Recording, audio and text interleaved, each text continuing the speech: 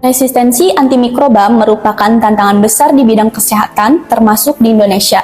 Penggunaan antibiotik yang tidak rasional menyebabkan banyak bakteri menjadi kebal, sehingga pengobatan infeksi semakin sulit dilakukan. Resistensi antimikroba menunjukkan bahwa pendekatan lama tidak lagi cukup. Karena itu, penelitian antibiotik mulai kembali ke sumber alaminya. Tanah gambut menjadi salah satu ekosistem dengan tekanan lingkungan yang tinggi. Kondisi ini memaksa mikroorganisme beradaptasi secara ekstrim.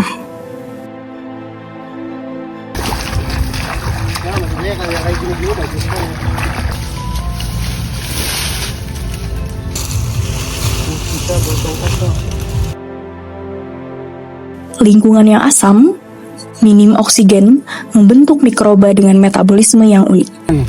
Adaptasi ini seringkali menghasilkan senyawa bioaktif, termasuk dengan aktivitas antimikroba. Setiap sampel diambil dengan pertimbangan ilmiah tertentu. Lalu, tanah gambut seperti apa yang dianggap paling potensial?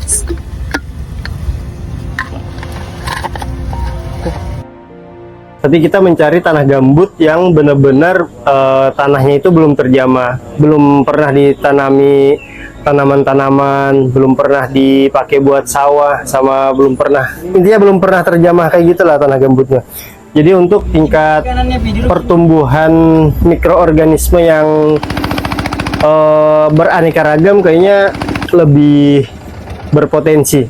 Kebetulan kita pengen gitu nyoba metode yang mereka lakukan di daerah sana, kita implementasikan di daerah kita dengan potensi tanah gambut yang beraneka ragam kayak gitu. Sebagian besar mikroorganisme lingkungan tidak dapat dikultur menggunakan metode konvensional di laboratorium saja. Oleh karena itu, diperlukan pendekatan alternatif yang mampu mereplikasi kondisi alami habitatnya. Penelitian ini sebenarnya mengedepankan terkait penemuan antibiotik baru yang saat ini mungkin sekitar 30 tahun yang lalu ditemukan antibiotik.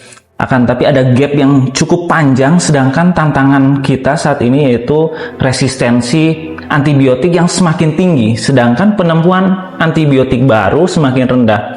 Jadi begini Bapak Ibu semua, tantangan dan masalah ini perlu kita selesaikan dengan adanya penemuan antibiotik baru, dan kami berusaha menjadi pionir, yaitu Stikes ISWI yang bekerja sama dengan mitra yaitu PT Nanotech Indonesia, kemudian dibantu juga dengan mitra kampus yaitu Universitas Mandiri dari Subang, Jawa Barat.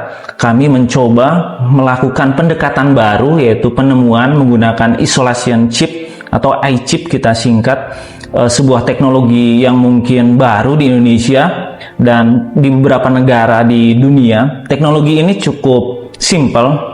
Kami melakukan isolasi di tanah atau yang disebut dengan in situ cultivation, yang mungkin banyak peneliti melakukan isolasi di lab, tapi kami melakukan pembaharuan atau disruption yang lain, yaitu melakukan isolasi langsung di tanah. Kenapa hal itu perlu dilakukan? Karena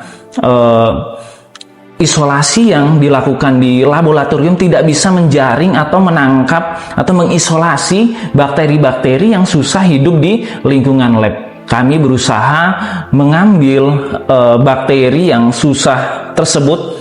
Dari data penelitian sebelumnya itu 99% bakteri yang ada di dunia ini belum bisa terisolasi. Kami melakukan isolasi di tanah secara in situ, kemudian menumbuhkannya. Setelah tumbuh kita kultur kembali dan kita bawa di lab. Nah, hasil dari penelitian ini harapannya bisa menemukan sesuatu yang baru atau antibiotik yang baru yang dihasilkan oleh bakteri-bakteri yang memang susah hidup di lingkungan laboratorium. Nah, kemudian ada hal yang cukup fundamental dari penelitian kami, yaitu kami melakukan pendekatan komputasi dalam setiap proses penelitiannya. Harapannya apa? Ada dua tantangan dalam proses penelitian penemuan obat baru. Yang pertama, pertama waktu, kemudian yang kedua biaya. Kami ingin memangkas dua hal tersebut. Untuk waktu, dengan adanya pendekatan in silico atau komputasi, kami mempercepat proses waktunya dengan adanya prediksi dari beberapa tahapan. Misalnya begini, untuk penentuan beberapa isolat, kami mengisolasi sekitar 10. Nah, kami melakukan prediksi dari 10 isolat mana yang sekiranya paling aktif. Kemudian kita ambil 2 isolat yang paling aktif. Setelah itu kami proses pada proses pengujian-pengujian, baik itu in vitro atau in vivo.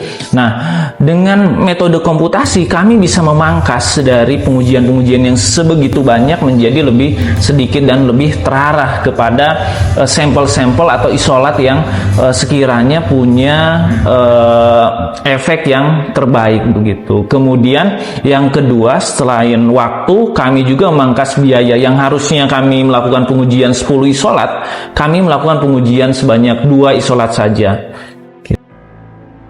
Kombinasi pendekatan isolasi in situ dan analisis komputasi memang mempersempit pencarian mikroba potensial.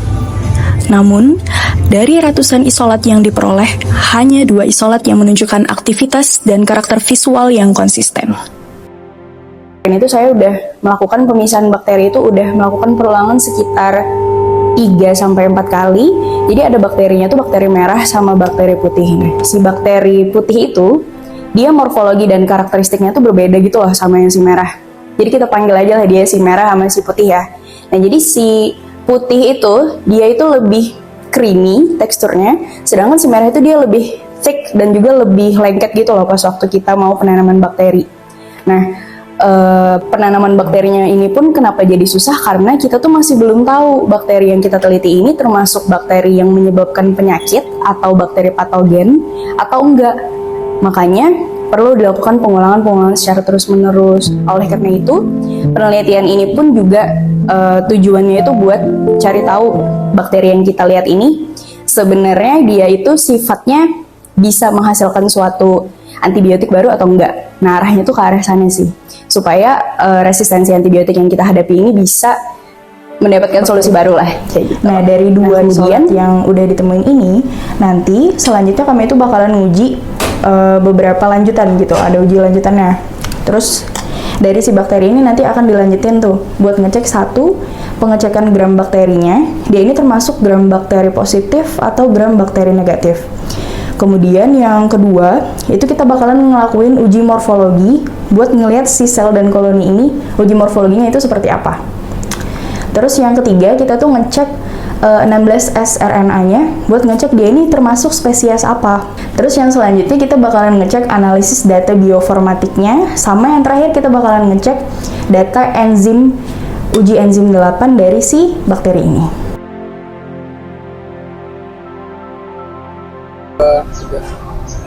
Baik, penelitian tahun pertama telah kami lewati. Sekarang saatnya kami lanjut pada tahap penelitian yang kedua, dan kami ucapkan banyak terima kasih kepada Kementerian Pendidikan Tinggi, Riset dan Teknologi yang telah mendanai program hibah ini yang dilaksanakan pada tahun 2025 sampai ke 2026 yang akan kami lewati. Tentu penelitian ini merupakan penelitian tahap awal di tahun 2025 dan harus kami lanjutkan di tahun 2026. Kenapa hal itu penting? Karena dari berbagai hal yang telah kami lakukan, kami menemukan banyak potensi yang harus dibuktikan evidensinya di tahun 2026. Beberapa temuan yang telah kami lakukan yaitu yang cukup fundamental dan penting. Yang pertama terkait penemuan senyawa yang memiliki struktur secara spesifik berkaitan dengan siklik peptida, yaitu senyawa yang memang di beberapa riset sebelumnya berkaitan dengan isolasi bakteri menggunakan iChip. Jadi teknologi ini bukan teknologi yang baru, tapi beberapa tahun sebelumnya telah dilakukan riset yang serupa di beberapa negara. Memang di Indonesia ini yang pertama kali, tapi memang teknologi ini walaupun sudah dilakukan, kami melakukan beberapa adaptasi dan pengembangan inovasi terkait dengan beberapa spesifikasi dari perangkat iChip-nya. Nah, senyawa yang kami temukan memiliki kesamaan dengan seratomolide A, yaitu metabolit sekunder yang dihasilkan oleh salah satu bakteri. Kemudian kalau dilihat dari struktur senyawanya, seratomolide A, kemudian senyawa yang kami temukan dari isolat berwarna merah memiliki kesamaan struktur dengan Teuxobactin, Clovibactin yang diisolasi menggunakan iChip juga gitu. Nah, kami berharap senyawa yang kami temukan dengan identifikasi beberapa atau menggunakan beberapa instrumen dapat dibuktikan secara in vivo, in vitro, bahkan kami memiliki roadmap yang sangat panjang sampai 2031 sampai ke pembuktian uji klinis. Bahkan kami berharap apabila uji klinisnya berhasil, ini bisa kami daftarkan ke FDA atau ke BPOM untuk menjadi senyawa unggulan yang berasal dari tanah gambut asli Kalimantan. Hasil temuan biologis menjadi dasar penting dalam penelitian. Namun, pengambilan keputusan lanjutan memerlukan penilaian yang lebih menyeluruh. Pendekatan farmakoekonomi diperlukan untuk menilai visibilitas dan relevansi penelitian terhadap pengembangan berikutnya.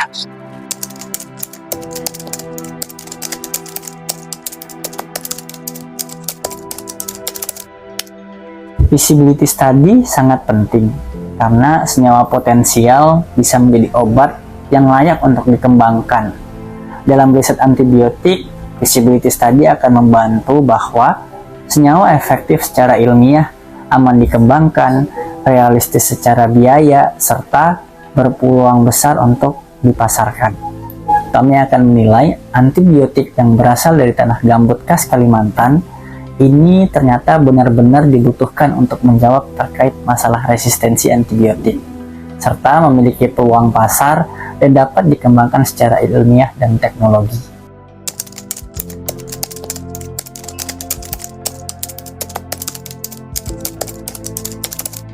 Industri akan mencari kandidat antibiotik yang kuat, di mana efektif terhadap bakteri resisten, memiliki mekanisme kerja yang baru, aman berdasarkan data awal, serta mudah diformulasikan sehingga nanti senyawanya akan mudah untuk diproduksi.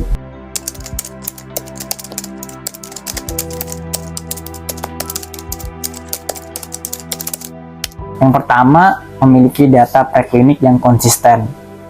Turun-temurun, penelitian terus dilakukan secara berlanjut dari mulai menggunakan sampel sehingga menemukan senyawa antibiotik yang baru. Dan juga menunjukkan keunggulan dibandingkan antibiotik mungkin yang sudah beredar saat ini, sehingga industri merasa lebih yakin bahwasanya senyawa baru ini memang dapat digunakan untuk penemuan antibiotik baru. Selain itu juga dapat dilengkapi dengan data-data analisis farmakoekonomi awal seperti potensial cost effectiveness terhadap beban biaya, cost utility, cost benefit, atau berbagai macam studi lain yang berhubungan dengan farmakoekonomi, sehingga dapat dipastikan dengan biaya yang lebih kecil, senyawa baru ini dapat digunakan sebagai antibiotik yang baru.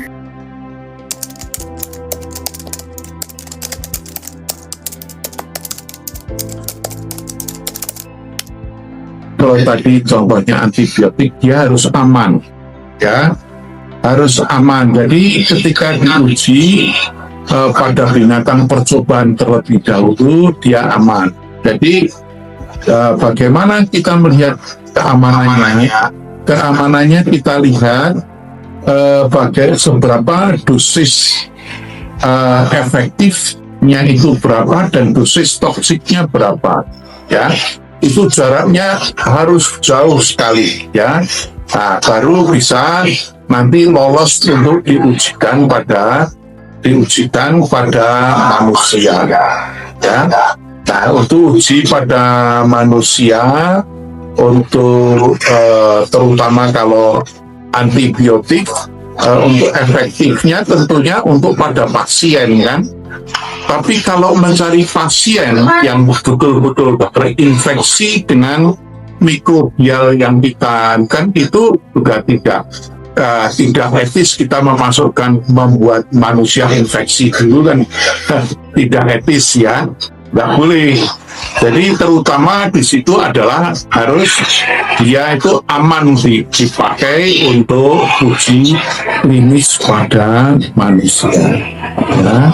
Nah kemudian dari situ akan dilihat diambil darahnya, kadar optimumnya itu kapan? Namanya ada T,5 ya. Nah bisa nanti penggunaannya juga ada hubungannya, apakah sehari sekali, apakah sehari 2 kali, apakah nanti 3 kali sehari ya.